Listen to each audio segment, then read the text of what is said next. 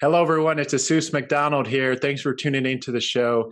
If you haven't subscribed yet, take a few seconds to subscribe so you don't miss out on any valuable content around entrepreneurship and around marketing. And please leave us a 5-star rating on Apple Podcasts. It would mean the whole world to me. And today, my guest is Cher Jones. Cher, welcome to the show. Jesus, thank you for having me so much. I'm so excited to be here. The same here. I'm super energetic about this. So I want to start by giving our listeners and viewers a short bio of who you are to give them just a little bit more context, and then we'll dive right into the questions. Okay. Now, for those that don't know Cher, Cher Jones is a corporate social media trainer and personal branding coach with a love of technology hardwired into her personality. As the founder of Socially Active Training, she leverages over 20 years of PR, marketing, and broadcasting experience to help professionals, leaders, and B2B entrepreneurs develop a credible and strategic online presence while teaching them how to use social media at work for business. Her passion, knowledge, and expertise have many referring to her as one of North America's leading experts in online personal branding and professionals. For professionals. She has worked internationally with a wide variety of organizations, including Rogers, Hong Kong Police, PokerStars, BlackBerry, Industrial Alliance, the City of Toronto, MPI, the UK Trade and Investment, the Ontario Ministry of Education, and CBC, to name a few. Cher is also the host of a weekly LinkedIn live stream called Just Ask Cher Live, where she offers tips and advice to help you develop a powerful and professional brand online. Cher, thank you again for joining the show. Also, thank you for your time. It's great to be here. I love giving it for the right shows, and your show is one of the right shows. So I'm glad to be here. Nice. I appreciate that. Now, where are you located specifically? I'm in Toronto. Toronto? How's the weather? Yeah.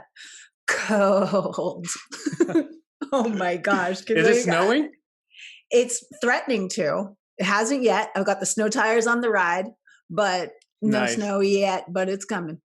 Nice. I was just talking to someone in New York, and they're saying that it's starting to snow.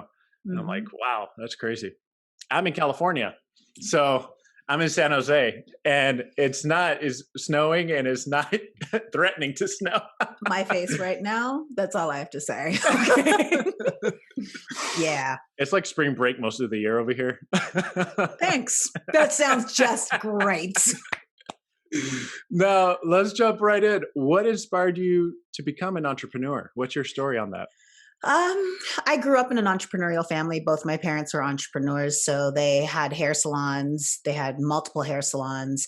And my mom ran her salon. My dad ran 3. And Nice. It was all under one banner, which was my dad's name. But my mom was a force as far as how she chose to run her store. And she'd always be like, I don't run my store like your father. I take appointments. I do this. I do that because I can't have, and she did her own accounting, did everything. And my mom, Wow. she was a boss, and so was my dad. So, and then I have uncles and aunts, and a lot of it within, especially on my dad's side of the family, more than anything else, they were all entrepreneurs. My grandmother, my mom's mom was an entrepreneur. So it's just something that has always been, it has never been foreign to me. So taking the leap from corporate to entrepreneurship back in 2013 wasn't a scary thing for me. Right. And interestingly enough, when I first got out of college, I went to school for broadcast journalism, and I was working in sports broadcasting. And I always used to say, I don't want to be an entrepreneur. I don't want to be an entrepreneur. This is way back in 2000, so I'm dating myself a little bit. But I was like, I never wanted to be one. Yeah. And then it's in the blood.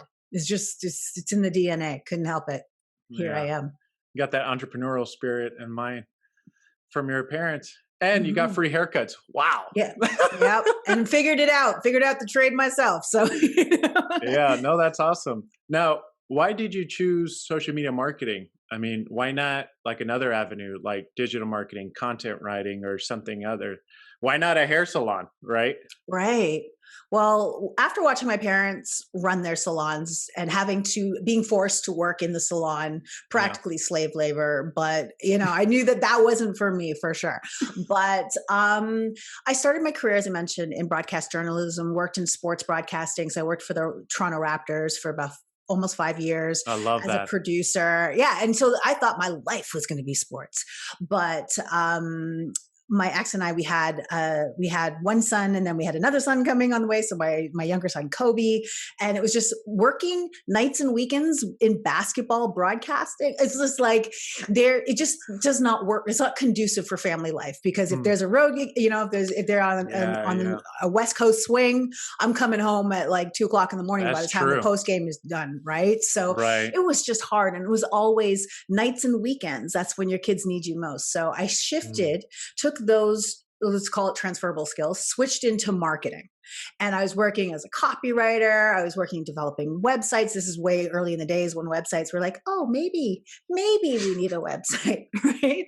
So I started dabbling in that space. And then there was like, back in the early 2000s, there's a whole thing about $1 million copywriter. You could work from home. Like, this Oh is like yeah. avant-garde kind of thing, right? Where you could make millions of dollars writing copy, right? So I would write direct mail copywriting. We're talking like, you get the Interesting. package with like Yeah. 23 pieces of things inside that package trying to sell you a newsletter that you get in the mail every month. So things like that. And then Interesting. I moved into more of like some corporate communications and PR. And then so what I ended up doing is, when I looked at all my skill sets, so from broadcast to marketing, like hardcore copywriting marketing, and then PR and corporate communications, Hmm. um, I start to see, well, this is a convergence. And so I Mm. was working for the government at that time in a communications role, and then social media started to pop up as being a thing. So what we saw there, for me, I was like, okay, y'all need to know my name. When you say social media, you need to say Cher Jones in the same sentence, because I need a seat at that table. And I got the seat, and I helped the city of Toronto develop their policies, their first That's policies awesome. for employees.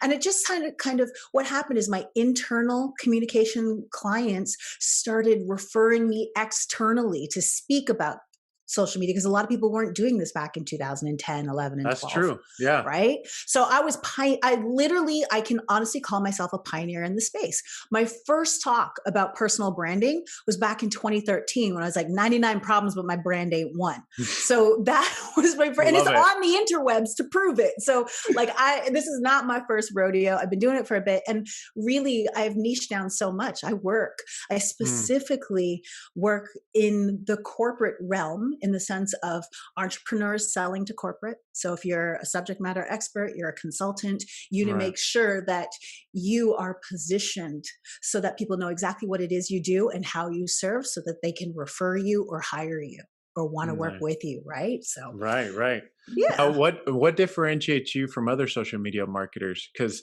now you're right. Back then, it was like, what's a social media marketer? Hmm. Now Hmm. it's like everyone's a social media marketer.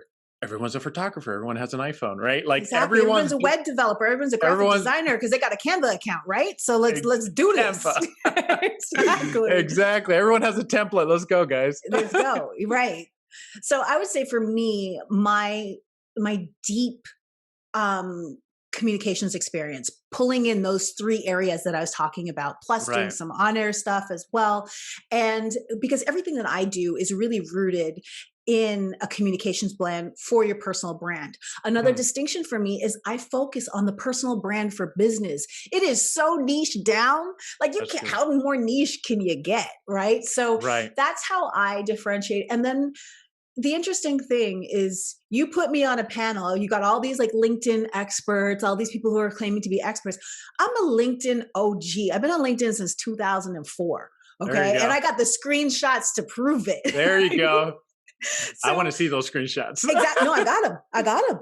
And one of the interesting thing is that, um, when I look at when I'm on panels and people are asking me questions, you can see the difference. You can see someone who's calling Mm, themselves an expert because they read 4 blog posts, and someone, and I'm not here to brag. I've just been doing this a long time that I really right, know right, my right. stuff. So you talk to me, you know I'm 8 clicks deep where they may be 1 click deep, right? So I you love go in that. and I love that they analogy. I can't love work that. it, right? So Right. yeah.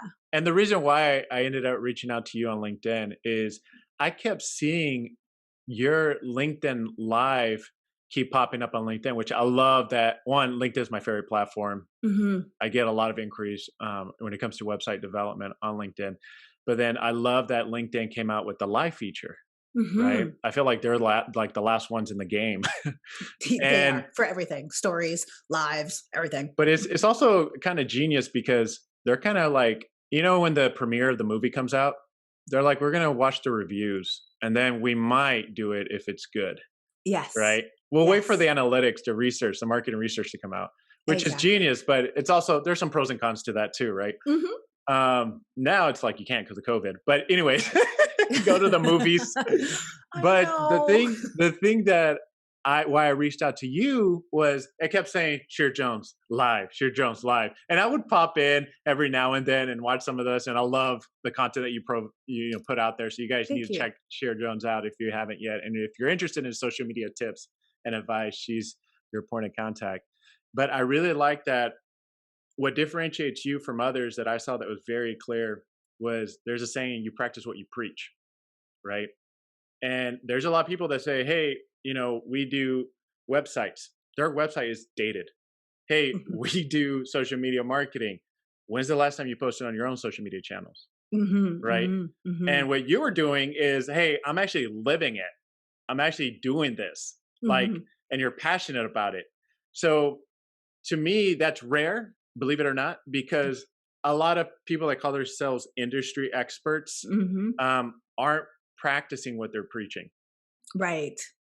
which is And awesome. that's thank you, and I appreciate that. And I mean, really, what it comes down to is finding your sweet spot in content. So for me, Hmm. where I want to be producing more video, so less live, just because I feel that I do one live show a week. So every Tuesday night, 8 p.m. Eastern Standard Time, that's when I'm going live. So I've trained my audience, which I call that appointment based content, so that Hmm. people have made an appointment with my audience. They know to look for me, whether it's live on Wednesday, on Tuesday night or Wednesday morning. They're looking for that content if they can't watch Right. live. So I've trained them to look for it.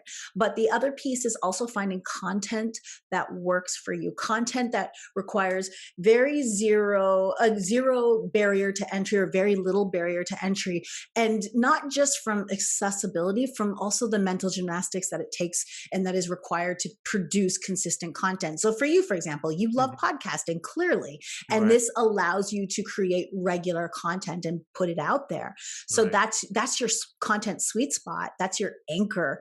And then, so if people can find their anchor, it just makes it a lot easier to be consistent and regular and represent what they do. And you also help people. I mean, correct me if I'm wrong, but do you also help people? Well, not correct me if I'm wrong because I'm asking you the question. You help people that maybe they're too shy, they're scared of doing video, maybe they're fearful of getting hurt, rejected, whatever the Mhm. reasons are. Do you help them overcome that so they can start doing video, or is more like what they're comfortable with? It's kind of like you gotta feel your client out, because some clients are never going to, and I know this sounds awful, but some clients are never going to be great on video.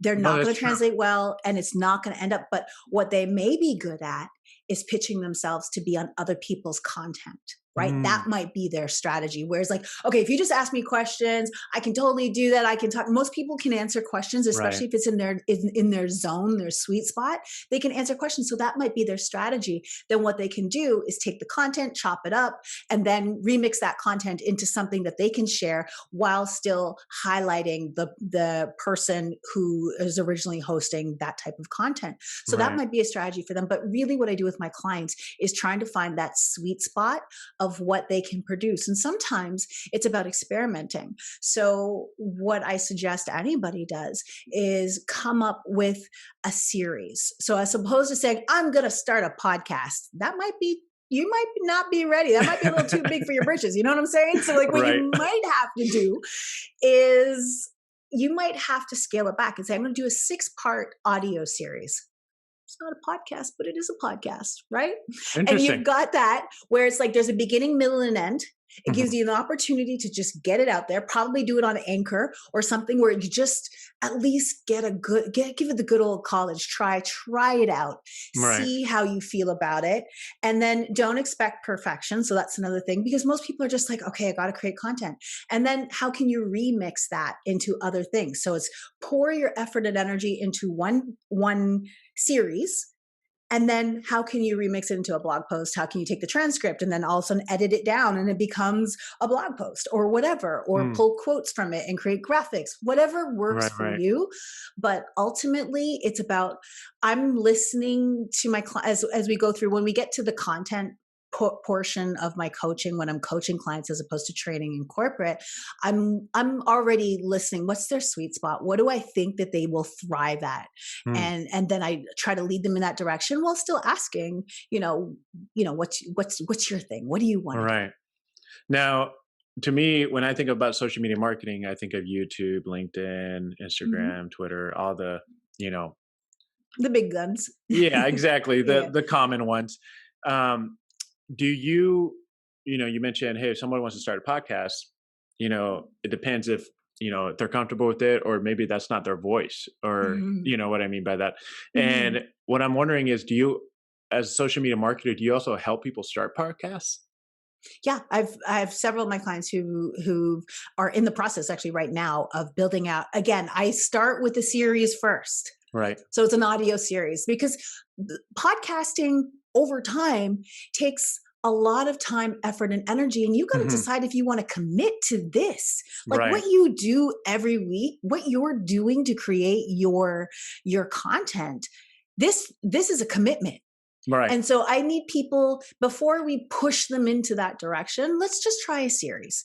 How do you feel about it? Can you see yourself doing that? And at that point, I may say, you know what, go and work with somebody who is a podcasting expert so that you can take it up a notch. But Mm. don't start with that investment.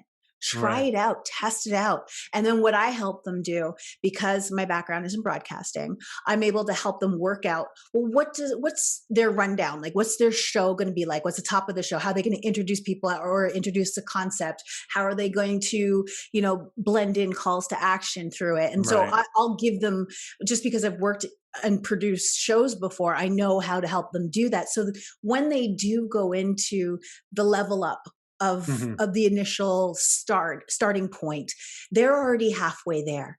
They've Mm. worked on their positioning, they know how to introduce themselves, and it only gets smoother over time. But I just don't want people, especially when they're coming to me and this is the first time they're ever thinking about creating content, Mm. that we're starting a podcast. That's just too much pressure. Right. That's just like setting yourself up for failure too. Exactly. You got to test it out. It's like, I want to fly to the moon. It's like, well, how are we going to get there? Exactly. Exactly. Now, Cher, who is your ideal client? My ideal client, I've got, it depends, because I've got two. So from a corporate training perspective, I am really looking for companies now who are recognizing that they have corporate influencers or employee influencers, whether Mm, they are in sales, whether they're in leadership, whether they are just socially active employees, I love and that. they recognize the fact that these people within the company are amplifiers. They can amplify messaging and content, and they can co-create content with their employees, and they can get the message out. So that, back to the amplification thing, they can get the message out a lot further. So perhaps wanting to bring on a pilot team, maybe it's a pilot team of leadership, that they are Mm, very ever present in the industry. They're going out, they're speaking on webinars, they're representing the company in some way. Again, salespeople are obviously a great catch. And where I help them is actually, there's a lot of social selling training out there. I'm before the social selling. I teach people how to be social so that they can sell socially. That makes sense. right? Right. Because the You got to social have the selling, personality. exactly. You've got to have the presence online. And really, what I do is help people develop that digital presence. And then the social selling comes into play because it's like it's too much pressure. Social selling all in one without having a social presence. It's Hmm. like, oh, I have to learn how to be social and I have to sell at the same time. It's too many moving parts. So if you focus on developing that presence, really positioning your profiles as someone, so most people on LinkedIn, for example, they look like they're looking for a job, but yet every single day they're using their profile for business because all they've done is Hmm. they set up their profile like a job seeker. So I know all the work that they've done and the experience they have to get the job, but I have no idea outside of their title what they do in the job. And so what I Right. do is I help them reposition their profile so you know exactly what someone does right now. So whether it's you wanting to work with them or refer them or hire them, whatever it is, or you know what the Right. value this person brings to the table, which Right. is so different than I exceeded here, I did this, and all the resumes speak. That only speaks to one audience, which is HR when they're trying to hire you. Nobody Correct. else. Right. Yeah. No, that's yeah, that makes Yeah. sense a lot. So It's like, that's what do my you do? corporate audience. It's more like, what do Exactly. you do? I don't care what you achieve. What do you do? Thank Right. you.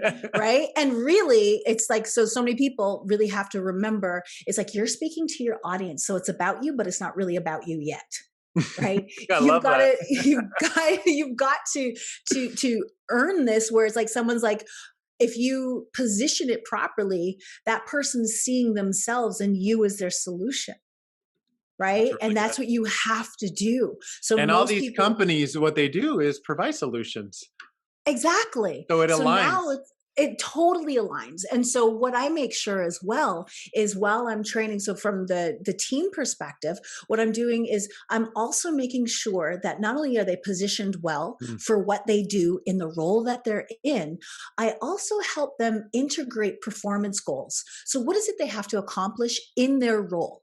So I look at what they want to, what their professional goals are, but we Right. also look in what is your performance goal. So do you need to create relationships with a certain set of people? Do you need to build trust, credibility, so people trust you? Do you need to attract talent? Do you need to, whatever it is, do you need to be known as a subject matter expert in the industry so that people who are thinking about buying this product, if you're the subject matter expert, now you bring credibility to the product or Right. service, right? So there's so many different factors. Who do you need to know? What matters? And then building that in to teaching them how to use social media at work for work. Right. And So I think every company or CEO or entrepreneur, or even if it's a marketing department or like a program for leaders, right? Maybe it's yes, the salesperson that just already mhm, has a all of them. You just like mass check, check, following. check, and check. Yeah. I feel like you always need that person, that social media marketer in your corner because you can produce so much content, right? Say it's Mhm, daily content, right? And you're thinking you're killing it, right? But then you come in and you're like, hey, actually, this is the most viewed post. Here, you get more engagements here. And by the way, mhm, you're not really touching this area. It's like a blind spot, mhm, right? And I mhm. feel like we always need that, even in personal life too. We always need someone in Absolutely. our corner and someone to point out truths and someone Right. to help us with how to, change, right? So Exactly. personality on being social is good. I would also add, and correct me if I'm wrong, is you also have to have a humble heart to learn and grow that Mhm. way, right? 100%. And that's it at the end of the day. And you nailed something as well when you're talking about like when you're analyzing content. Often people are sharing content that doesn't even hit back to a goal.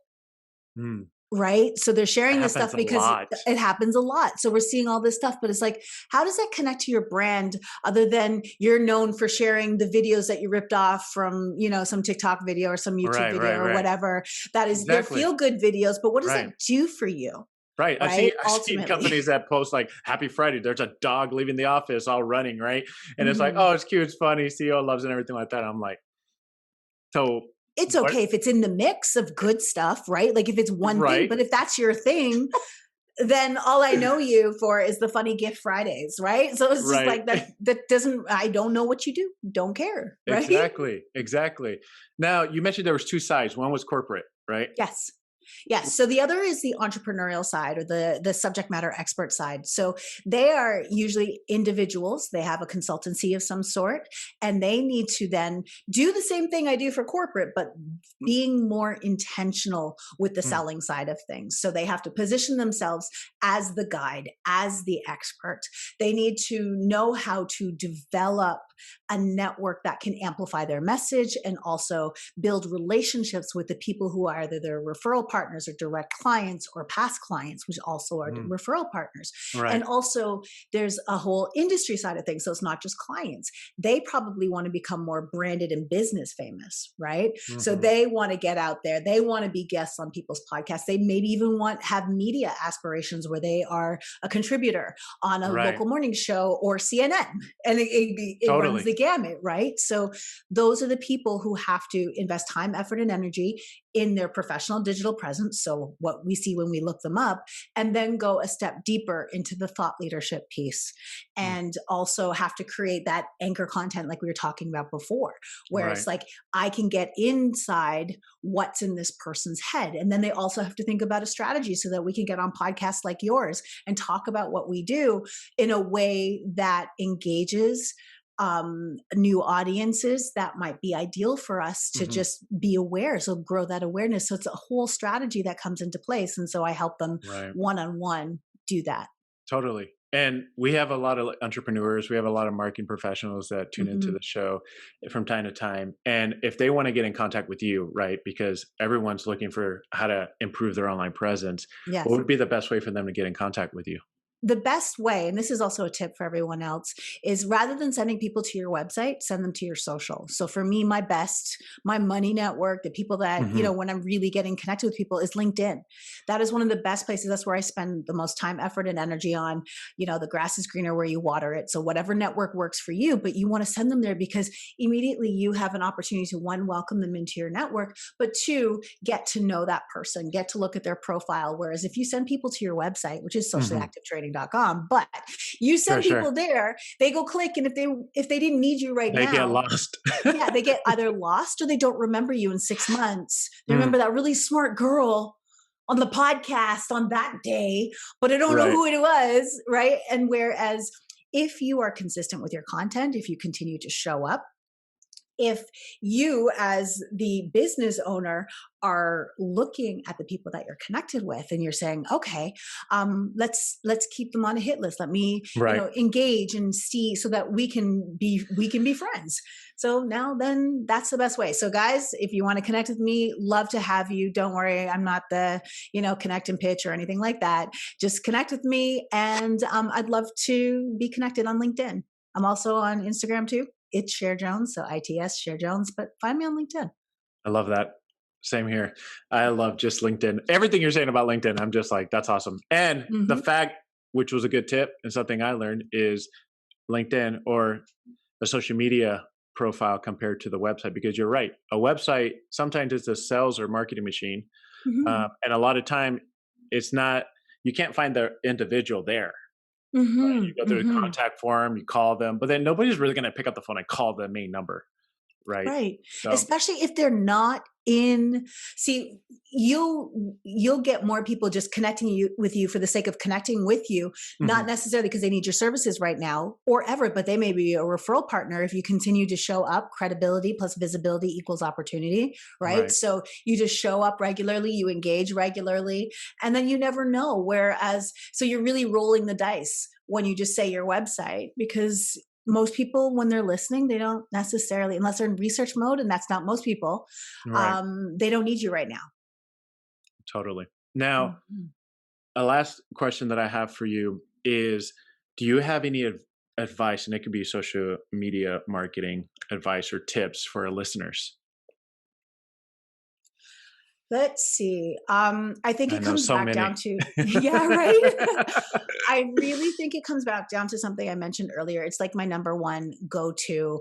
Make sure your LinkedIn profile is not positioned like a job seeker. Mhm, We If you are in the market of looking for a job, you only are in there for maybe 5 to 7 times in your lifetime. So mhm, why do you always look like you're looking for a job? Position yourself as in your expertise. Of course, you got the bottom half of the LinkedIn profile where it's all your experience and it has your resume and all that stuff. But that top half, really articulate your value, how you help and serve, because this will take you that much further. Start there because that's your foundation. That also gives you the confidence to own your awesome, because when people look you up before the meeting, before they take your phone call, before they invite you in for an interview, Oh, yes. before they're asking you to speak, you already were your own setup man, right? You Hmm. set yourself up so that people are now thinking about how they can work with you, or Right. thinking about the things that you're awesome at, because you've positioned it in such a way that they want to take advantage of that. So start there. Really get in there. There's a whole methodology on how to do that, which, it's like a whole other show. Right. But at the end of the day, spend the time really positioning yourself there first, because that is the only place, socially speaking, where you have the freedom and flexibility to do that on LinkedIn. So get her done. Get Yes. on there, articulate your awesome, stop looking like a job seeker when you're there for business. Right. No, that's awesome. That's valuable advice, Cher. Thank you for your time again. It was just a lot to digest, obviously, but all good Because I'm stuff. 8 clicks deep, yo. I love that. I'm going to start saying that to everyone now. But you can see the difference, right? And that There's a differentiates difference. me. It's like, I get it. I know it because I've been doing it. That's why. Exactly. And the funny thing is, when I bring on guests like yourself that are just professionals, experts in the industry, I don't do a lot of video editing because it's so Mhm. flawless. I don't have to do any video editing, maybe Which beginning and is end, right? right, But right, at right. the end of the day, it's like, oh my gosh, this was easy to post. Perfect. Love it. Yeah. Well, anyways, you make it a great day. Stay warm. Mm, definitely. And I'm sure we'll stay connected and I'll keep For following sure. you on LinkedIn. For sure. Thank you so much for inviting me on my show, on your show. I definitely, definitely appreciate it. Absolutely. All right. You All take care. right. Goodbye. Bye.